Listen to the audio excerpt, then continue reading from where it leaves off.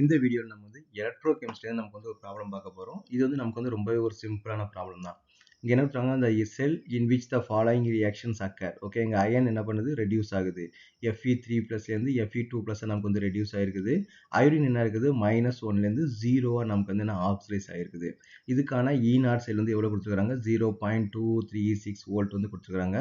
Calculate தி Gibbs free எனர்ஜின்னு கொடுத்துருக்காங்க. First calculate the Gibbs free energy and the equilibrium constant. அப்போ Gibbs free எனர்ஜின்றது என்னது, standard Gibbs free energy இல்லையா, அப்போ delta G not. அப்போ delta G not equal to formula NF வந்து பார்த்தீங்கன்னா இ not. இங்கே என்னன்றது பார்த்தீங்கன்னா நம்பர் ஆஃப் எலக்ட்ரான் டிரான்ஸ்ஃபர், எத்தனை எலக்ட்ரான் வந்து நமக்கு வந்து டிரான்ஸ்ஃபர் ஆகுதுன்னு முதல்ல பார்க்கணும். ஓகே, இங்கே நமக்கு என்ன கொடுத்துருக்காங்க, Fe3+. அப்போ என்ன ஆகுது, Fe3+ நமக்கு எதாவது கன்வெர்ட் ஆகுதுன்னு பார்த்தீங்கன்னா Fe2+ நமக்கு வந்து கன்வெர்ட் ஆகுது இல்லையா. அப்போ நமக்கு வந்து ஒரு எலக்ட்ரான்ஸ் வந்து நம்ம வந்து எடுத்துருக்குது. இது Fe என்ன பண்ணுது, ஒரு எலக்ட்ரான்ஸை எடுத்துக்கிட்டு நமக்கு என்ன Fe2+ வந்து நமக்கு வந்து கன்வெர்ட் ஆகுது. Is correct. நெக்ஸ்ட் என்ன பண்ணியிருக்காங்க, I- வந்து கொடுத்துருக்காங்க. I- என்ன பண்ணுது, இட்ஸ் கன்வெர்ட் டு I2 தான் இருக்கும் இல்லையா. அயோடின் வந்து பார்த்தீங்கன்னா டை அட்டாமிக் மாலிகுல், அது எப்பவுமே நமக்கு வந்து I2 தான் இருக்கும். அப்போ நமக்கு I2 இருக்குன்னா இது நமக்கு வந்து 2 வந்து இருக்கணும். அப்போ ஒரு அயோடின் ஒரு எலக்ட்ரான்ஸ் வந்து ட்ரான்ஸ்ஃபர் பண்ணியிருக்கோம். அப்போ 2 அயோடின் வந்து பார்த்தீங்கன்னா 2 எலக்ட்ரான்ஸ் வந்து நமக்கு வந்து மைனஸ் பண்ணி டொனேட் பண்ணியிருக்கோம். அப்போ அயோடின் வந்து 2 எலக்ட்ரான்ஸை டொனேட் பண்ணால் இதுவும் கண்டிப்பாக 2 எலக்ட்ரான் அக்செப்ட் பண்ணி ஆகணும். அப்போ இங்கே நமக்கு வந்து 2 Fe3+ எடுத்தால் நமக்கு வந்து 2 Fe2 வந்து நமக்கு வந்து கிடைக்கும். ஓகே, ஸோ இது இஸ் த பேலன்ஸ் ஈக்குவேஷன். அங்கே மேலேயும் நமக்கு வந்து அதான் கொடுத்துருக்காங்க. 2 Fe3+ என்ன மாதிரினா 2 Fe2+ வந்து மாறுது. அப்போ ஒரு எலக்ட்ரான் என்ன பண்ணியிருக்குது, ஒரு எலக்ட்ரான் வந்து ஒரு அயன் வந்து என்ன பண்ணியிருக்குது, ஒரு எலக்ட்ரான் அக்செப்ட் பண்ணியிருக்குது. அப்போ 2 அயன் வந்து பார்த்தீங்கன்னா 2 எலக்ட்ரான் அக்செப்ட் பண்ணியிருக்குது. அப்போ ஓவராலாக இங்கே என்னோட வேல்யூ நமக்கு என்ன 2. அப்போ நமக்கு டெல்டா ஜி நாட் வேல்யூ என்ன வரும், delta G naught which is equal to -2. எஃபோட வேல்யூ பார்த்தீங்கன்னா 96,500. ஓகே, எக்ஸாக்டாக வந்து பார்த்தீங்கன்னா 96,487 வந்து வரும். அதை ரவுண்ட் ஆஃப் பண்ணி 96,500 எடுத்துக்கலாம், ஒன்றும் தப்பு கிடையாது. நெக்ஸ்ட் என்ன கொடுத்துருக்காங்க, E0 வேல்யூ வந்து கொடுத்துருக்காங்க. What is the E0 value, 0.236 வந்து கொடுத்துருக்காங்க. அப்போ விச் இஸ் ஈக்குவல் டு -45,548. அப்போ இந்த 3 வேல்யூ நம்ம வந்து மூணு வேல்யூ மல்டிப்ளை பண்ணும்போது நமக்கு என்ன இருக்குது, 45,548 ஜூல் வந்து நம்ம போட்டுக்கலாம். ஓகேவா, ஸோ ஜூல் வந்து கொடுத்துருக்காங்க. இதான் டெல்டா ஜி நாட்டோட வேல்யூ. நெக்ஸ்ட் என்ன கேட்டுருக்காங்க, ஈக்குவிலிபிரியம் கான்ஸ்டன்ட் வந்து கேசி வந்து கேட்டுருக்காங்க. அப்போ டெல்டா ஜி நாட்டுக்கும் கேசிக்கு என்ன ரிலேஷன்ஷிப் பார்த்தீங்கன்னா, delta G naught which is equal to -2.303 RT log KC.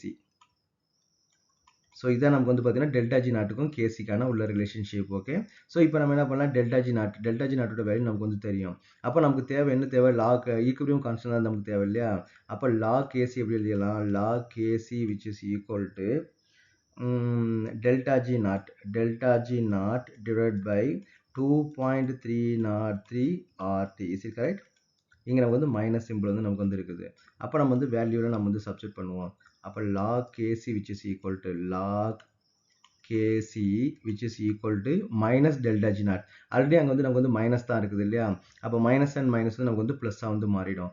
அப்போ 45,548 டிவைட் பை 2.303. ஆரோட வேல்யூ நமக்கு என்னது, இங்கே நமக்கு வந்து எனர்ஜி தான் நம்ம வந்து யூஸ் பண்ணுறோம் இல்லையா.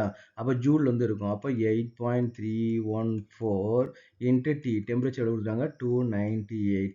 அப்போ இதை சால்வ் பண்ணும்போது நமக்கு வந்து என்ன கிடைக்குது, 45,548 டிவைடட் பை 2.303 இன்ட்டு 8.314 into 298. அப்போ 3 மல்டிப்ளை பண்ணும்போது நமக்கு என்ன கிடைக்குது, 5,705.8 which is equal to 45,548 divided by 5,705.8.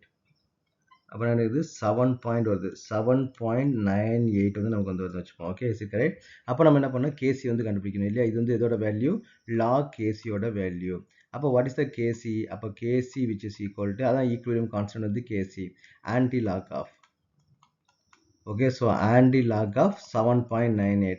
எப்போவுமே நம்ம ஆன்டி லாக் என்ன பண்ணுவோம், ஃப்ராக்ஷன் மட்டும் தான் எடுப்போம் இல்லையா. அப்போ 7.98க்கு நமக்கு வந்து ஆன்டி லாக் வந்து பார்க்கணும். So what is the value of anti-lag of 0.98? 9 point, so 9.55. okay, 9.55 into 10 to the power of 7. அப்போ இந்த ஹோல் நம்பர் என்னன்னா பவர் வந்து நமக்கு வந்து 7 மாறிடும். இதான் நமக்கு வந்து கேசி வேல்யூ. அப்போ ஈக்குவிலிபிரியம் கான்ஸ்டன்ட் வந்து கொடுத்துருக்காங்க இல்லையா, அப்போ கேசியோட வேல்யூ நமக்கு வந்து இதுதான். அப்போ நம்ம இதுலேருந்து நம்ம என்ன தெரிஞ்சுக்கலாம், கேசி வேல்யூ நமக்கு வந்து ரொம்ப அதிகமாக வந்து இருக்குது இல்லையா, அப்போ அங்கே ரியாக்ஷன் வந்து பார்த்தீங்கன்னா மேக்ஸிமம் வந்து பார்த்தீங்கன்னா ப்ராடக்டாக இருக்கும், ரியாக்டன்ட் அமௌண்ட் நமக்கு வந்து கம்மியாக தான் இருக்கும். அப்போ டெல்டா ஜி நாட் வேல்யூ என்ன இருக்குது, மைனஸில் வந்து இருக்குது. அப்போ மைனஸ்ல இருந்தால் இருக்கும், அந்த ரியாக்ஷன் வந்து பார்த்தீங்கன்னா ஸ்பான்டேனியஸாக நமக்கு வந்து நடக்கும். ஸோ இந்த இன்ஃபர்மேஷன் நம்ம வந்து இதுலேருந்து கெயின் பண்ணிக்கலாம். ஸோ இந்த ப்ராப்ளத்தில் நம்ம என்ன கேட்டிருக்காங்கன்னா கிப்ஸ் ஃப்ரீ எனர்ஜி எப்படி கால்குலேட் பண்ணுறது, ஈக்குவிலிபிரியம் கான்ஸ்டன்ட் வந்து எப்படி கால்குலேட் பண்ணுறது. எப்பவுமே பார்த்தீங்கன்னா கெமிஸ்ட்ரியை பொறுத்த வரைக்கும் ஃபிசிக்கல் கெமிஸ்ட்ரி வந்து ரொம்ப ரொம்ப ரொம்ப ரொம்ப ஈஸி. நீங்கள் ஜஸ்ட் என்ன பண்ணணும், அந்த ஃபார்முலா மட்டும் நீங்கள் வந்து மெமரி பண்ணிக்கணும். ஒரு சாப்டர்லையும் பார்த்தீங்கன்னா குறைஞ்ச மினிமம் வந்து பார்த்தீங்கன்னா ஒரு மினிமம் வந்து ஒரு 10 இல்லைன்னா மேக்ஸிமம் வந்து ஒரு 15 ஃபார்முலாஸ் தான் இருக்கும். அந்த ஃபார்முலா மட்டும் நீங்கள் தெரிஞ்சு வச்சுக்கிட்டீங்க அப்படின்னா அப்படியே அந்த வேல்யூ எடுத்து சப்ஸ்டியூட் பண்ணி ஈஸியாக நீங்கள் வந்து ஆன்சர் வந்து நீங்கள் வந்து எடுத்துடலாம். ஓகேவா. எப்போவுமே நான் மறுபடியும் சொல்கிறதுன்னு பார்த்தீங்கன்னா நீட் ஜெயின் வந்து ரொம்ப கஷ்டமான ஒரு எக்ஸாம் வந்து கிடையாது. அதே மாதிரி அதுக்கு கோச்சிங் வந்து நிறைய மணி ஸ்பெண்ட் பண்ணணும்னு அவசியமே கிடையாது. ஒன்லி ஒன் திங் இஸ் பார்த்தீங்கன்னா ப்ராப்பராக வந்து சிஸ்டமேட்டிக்காக லேர்னிங் மெத்தட் வந்து உங்களுக்கு வந்து தெரியணும். நெக்ஸ்ட் என்ன பண்ணு பார்த்தீங்கன்னா ஒரு ஒரு ஒரு பிளான் வந்து நீங்கள் வந்து கரெக்டாக வந்து நீங்கள் வந்து ஃபாலோ பண்ணணும். அதை பண்ணாலே நீங்கள் வந்து ஈஸியாக வந்து ஸ்கோர் பண்ணிக்கலாம். ஸோ மறுபடியும் நான் சொல்கிறேன், நீட் ஜெயின்றது ஒரு கஷ்டமான எக்ஸாம் வந்து கிடையாது. அதே மாதிரி நீங்கள் நிறைய மணி ஸ்பெண்ட் பண்ண அவசியம் கிடையாது. ஒரு சிஸ்டமேட்டிக் பிளான் இருந்துச்சு அப்படின்னா நீங்கள் ஈஸியாக வந்து மார்க் ஸ்கோர் பண்ணிடலாம்.